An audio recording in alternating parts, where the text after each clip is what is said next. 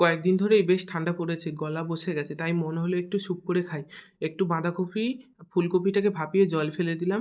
তারপরে একটা প্যানে সাদা তেল, ৩ টে তেজপাতা, কটা থেঁতো করে রাখা রসুন আর বোনলেস চিকেন কুচি করে রাখা দিয়ে ভালো করে নাড়াচাড়া করে নেবো। তাতে একটু গোলমরিচ গুঁড়ো আর লবণ দিয়ে ভালো করে ভেজে নেবো।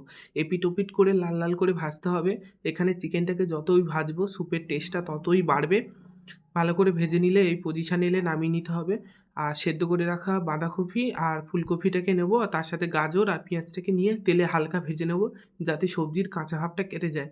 একটু প্রেসার কুকারে একটুখানি তেল দিয়ে তাতে গোলমরিচ দেবো, দিয়ে সেই ভেজে রাখা চিকেন তুলে দিয়ে একটু নেড়ে নেবো। নেড়ে নিয়ে তাতে পরিমাণ মতো জল তুলে দেবো।